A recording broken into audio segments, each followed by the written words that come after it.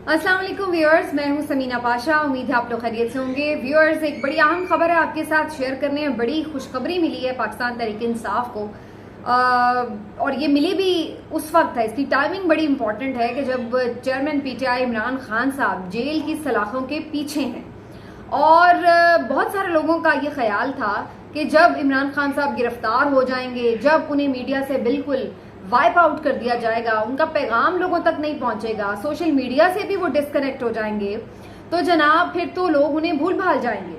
और दूसरी बात ये कि जो उनके वोटर सपोर्टर हैं वो इतने मायूस हो जाएंगे कि इमरान खान के वापस आने का उन्हें कोई इम्कान जब नजर नहीं आएगा तो वो ऑटोमेटिकली घरों में बैठ जाएंगे और बाहर नहीं निकलेंगे और वोट नहीं डालेंगे।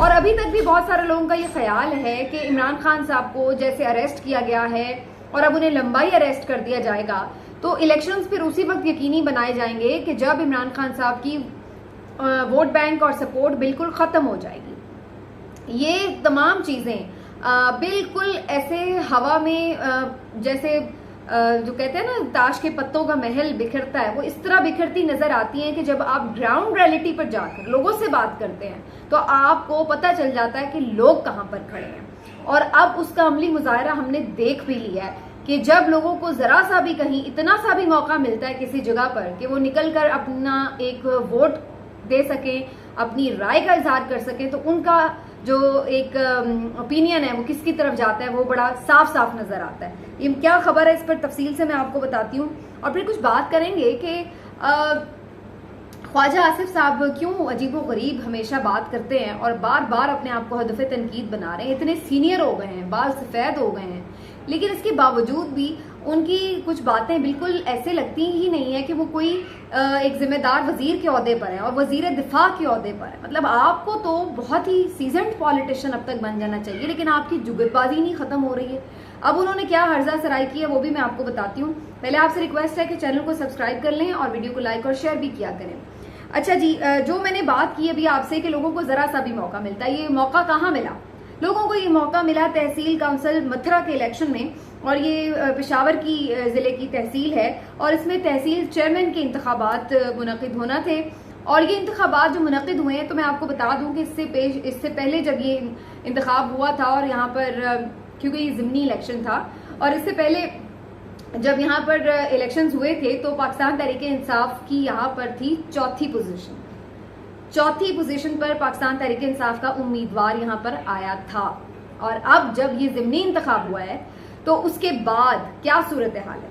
सूरत हाल ये है कि पाकिस्तान तहरीक इंसाफ ने यहाँ पर मैदान मार लिया और पाकिस्तान तहरीक इंसाफ का उम्मीदवार इनाम उल्लाह, उसको ये इनाम मिला है लोगों की तरफ से कि उसे 20,333 वोट मिले। और चेयरमैन के इलेक्शंस के लिए ये अच्छे खासे वोट होते हैं, तो 20,333 वोट लेकर वो पहले नंबर पर आए हैं, मैदान मार लिया है। जबकि उनके मद्दे मुकाबिल जो दूसरे नंबर के उम्मीदवार हैं वो रफीउल्लाह साहब ने 13,564 वोट हासिल किए हैं। अब ये बड़ी इंटरेस्टिंग बात है कि आमतौर पर जो ये तहसीलों के और ये जाहिर है लोकल बॉडी इलेक्शंस में ये बड़ा क्लोज कंपटीशन होता है और चंद 100 या बिल्कुल ही 1,000, 1,500, 2,000 वोट जो होते हैं वो एक बड़ा डिफरेंस मार्जिन जो है उसको कंसिडर किया जाता है, क्योंकि जाहिर है कि छोटी छोटी तहसीलें होती हैं, बड़े कम वोटर उसमें रजिस्टर्ड होते हैं। लेकिन यहाँ पर आप देखें कि अच्छा खासा वोट का मार्जिन भी है और पाकिस्तान तहरीक इंसाफ ने कितना यहाँ पे गेन किया है कि चौथी पोजीशन से वो नंबर 1 पोजीशन पर आ गई है।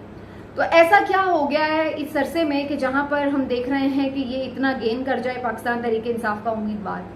तो ये अब जो हम ये बात करते हैं ना कि जो अगले इलेक्शन है वो लोगों ने इस बात पर देने हैं कि आप प्रो इमरान है या एंटी इमरान है, ये ऐसा दिखाई दे रहा है। अदरवाइज इसमें आप देख लें कि परफॉर्मेंस की आप बात करें, उस वक्त तो पीटीआई की हुकूमत थी जब पहले यहाँ पर इलेक्शन हुए थे, तो पीटीआई ने वहां पर बहुत ज्यादा कोई नई इलेक्शंस जीते थे। या मैं आपको बताऊं लोकल बॉडी इलेक्शन का जो फेज 1 का मरहला था खैबर पख्तूनख्वा में, तो पीटीआई वो नहीं जीत सकी थी ज्यादा नशिस्तें, बड़ी कम नशिस्तें पाकिस्तान तहरीक इंसाफ के हिस्से में आई थी। हालांकि वहां पर उनकी अपनी सूबाई गवर्नमेंट थी और जो पिछले से पिछले टेन्योर में भी उन्हीं की थी। और अब यहाँ पर सूरत हाल ये कि पाकिस्तान तहरीक इंसाफ ने रीगेन किया in spite of the fact कि वहां पर क्या सूरत हाल है। एक आपको मालूम है कि वोट सपोर्ट किस तरीके से है, कैंपेनिंग उस तरह से पीटीआई कर नहीं सकती है लोगों में एक खौफ फैलाया गया है। पीटीआई का तो नाम लेना भी जैसे कोई जुर्म बना दिया गया है, पीटीआई का झंडा लहराना भी कोई जुर्म बना दिया गया है। तो वहां पर अगर पीटीआई बगैर कोई खास कैंपेन के अगर जीत जाती है तो आप अंदाजा लगा लें कि फिर लोगों का इस वक्त जो जज्बे का लेवल है वो क्या है। और जितना आप इस चीज को दबाने की कोशिश कर रहे हैं वो उतना ज्यादा उस पर रिएक्ट कर रहे हैं, रिटेलिएट कर रहे हैं। और जब उन्हें मौका मिलता है, जाहिर है आपने दबा दिया उन्हें, आपने उन्हें डरा दिया तो लोग खौफजदा हो गए, उस तरीके से घरों से बाहर नहीं निकले जिस तरह वो निकल सकते थे। लेकिन जहां उन्हें मौका मिलता है कि वो अपनी राय का इजहार कर दें तो वो फिर आपको बता देते हैं कि वो किसके साथ खड़े हैं और उनकी चॉइस क्या है।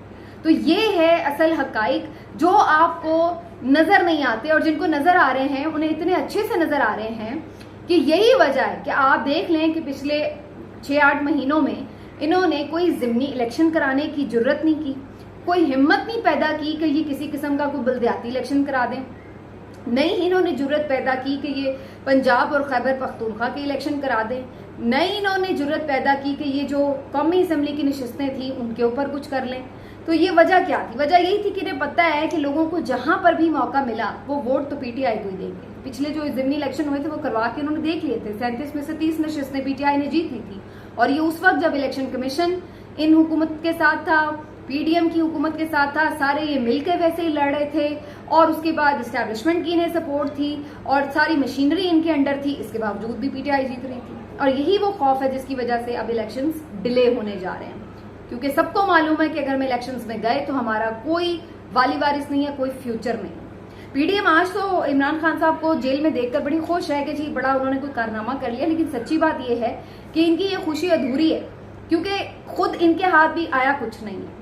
इमरान खान के साथ आपने इंतकाम तो ले लिया, ले रहे हैं आप, ठीक है, लेकिन आपने अपने साथ क्या किया ये आप देखें। और ये मैं आपको बता दूं कि ये अकेले कमरे में बैठ के जब सोचते होंगे तो अपना सर पीटते होंगे कि ये इनकी सबसे बड़ी सियासी गलती थी कि जब इन्होंने इमरान खान की हुकूमत को हटाकर खुद हुकूमत में आने को तरजीह दी और उसके बाद सारी खाक अपने सर पे डाल ली और उसके बाद गलतियों पर गलतियां, गलतियों पर गलतियां। फिर कहते हैं ना कि गलती को फिर बांझ नहीं होती, उसके फिर बच्चे होते हैं और बच्चे बहुत सारे होते हैं। और वही ये सब फिर अब भुगत रहे हैं कि वो इतने बच्चे हो गए हैं कि अब इनसे संभालने मुश्किल हो गए। गलती ने इतने बच्चे दे दिए हैं कि अब वो बच्चे इनको नोचने पे आए हुए हैं। तो ये सूरत हाल इनके साथ हो चुकी है और ये इतनी जिसको कहते हैं जीरक सियासी जमातें, इतनी पुरानी सियासी जमातें, पुराने खिलाड़ी, घाघ खिलाड़ी, और ये एक फाश गलती कर बैठे कि इन्होंने जिस तरीके से हुकूमत गिराई और उसके बाद फिर इनके अंदर की जो असल हकीकत थी कि कितने ये बेहिस हैं, कितने ये गैर जमहूरी लोग हैं और कितने ये तजर्बाकार हैं, सब खुलकर सामने आ गया। और ये भी खुलकर सामने आ गया कि जो एंटी एस्टेब्लिशमेंट बने हुए थे एवं ही झूठ मूठ के ऊपर से, वो भी सारा पर्दा इनका खुल के रह गया। अब इनके पल्ले कुछ नहीं बचा और ये आज भी बाहर आके बड़े हंस लें, जो मर्जी कर लें, ठट्टे लगा लें, लेकिन अंदर से ये आज भी इस बात पर अपने आप को कोसते ही होंगे कि हम क्या कर बैठे हैं। और ये इनकी जो फ्रस्ट्रेशन है आपको नजर आती है इनकी मुख्तलिफ स्टेटमेंट से। अब ख्वाजा आसिफ साहब जो हैं, जैसे मैंने पहले कहा कि इतने सीनियर आदमी हैं और इनकी हरकतें आप चेक करें कि जुग्गतबाजी करते हैं ऐसे थड़े पर बैठने वाले लोगों जैसी। अब जी पीटीआई के चेयरमैन गिरफ्तार हुए हैं तो उनके वर्कर्स को जुत्ते मार रहे हैं कि जी जब भुट्टो को गिरफ्तार किया गया था तो उन्होंने पेट्रोल छिड़क कर खुद को आग लगा ली थी। यानी आप ये क्या बेसिकली तरगीब दे रहे हैं लोगों को कि आप ये हरकत करें? मतलब आप अंदाजा लगाएं इनकी सोच का और इनकी मेंटालिटी का और इनकी पोजीशन का कि आप किस पोजीशन पर हैं और आप किस लेवल की बातें कर रहे हैं। ये है किसी तौर ये उन चीजों से आगे ही नहीं निकलते कि कुछ खुद मैच्योर होने का कोई सबूत नहीं। इनका जो अपना ही जुमला था ना बड़ा मशहूर कि कोई शर्म होती है, कोई हया होती है, वही इनके ऊपर फिट आ जाता है कि ये किस किस्म के हैं। और एक के बाद एक, कभी खवातीन पर हर्जा सराई, कभी ये वाली बात, कभी वो वाली बात, मतलब रुक ही नहीं रही है कोई इनकी किसी जगह पे जबान और कोई समझाने वाला ही नहीं है, पता नहीं आसपास के। चलो भाई आप जो भी है सियासी तौर पर वो तो है ही, कम से कम आप कुछ तो अपना जो है ग्रेस का मुजाहरा करें, लेकिन नहीं। अब इस चीज को ही आप देख लें कि ये कभी कहते हैं कि जी टिकटॉक पर एहतजाज हो रहा है, कभी कहते हैं जी ये लोग तो बाहर ही नहीं निकले इनके लिए, टिकटॉकर जो है वो पकड़ा गया। तो आज ये जो इस बात पे मजाक उड़ा रहे हैं इमरान खान साहब का जी उन्होंने टिकटॉक पे अकाउंट बना लिया, उनके फॉलोअर्स हो गए तो इनके पेट में दर्द हो रहा है, तो उसकी वजह यही है ये हमेशा इन चीजों के ऊपर मजाक उड़ाते रहे कि जी इनकी तो सारी फॉलोइंग सोशल मीडिया पर है, इनकी तो सारी फॉलोइंग जो है वो एक फैन क्लब है। अब आपको पता चल गया कि वो फैन क्लब एक वोट बैंक में तब्दील हो चुका है। और आपका वोट बैंक कहाँ खड़ा है आज? आपने अपनी इन्हीं बातों, इन्हीं हर्जा सराई, इन्हीं गैर जमहूरी रवैयों की वजह से अपना वोटर भी नाराज कर लिया। और आज सूरत हाल ये है कि आपका अपना वोटर आपसे मुतनफर हो रहा है। वो आपके करीब आने के बजाय आपकी ये गालन गलोच देख के उल्टा आपसे दूर हो रहा है कि आप, एक तो आपका लिबादे उतर गए और ऊपर से आप जो हैं अब आकर इस तरह की गुफ्तगू फरमा रहे हैं। तो बिल्कुल ही आपकी जो कोई थोड़ी बहुत सपोर्ट है, जिस तरह से आप यूथ को गालियां देते हैं, जिस तरीके से आप ये जो सोशल मीडिया यूज करने वाले यूट्यूबर्स हैं, टिकटॉकर हैं या और जो प्लेटफॉर्म्स पे यूज करते हैं, उनको आप तनकीद का और हर्जा सराई करते हैं उनके ऊपर, तो वो आपके साथ जुड़ेंगे या आपसे मुतनफर होंगे? यकीनन मुतनफर होंगे और हैं।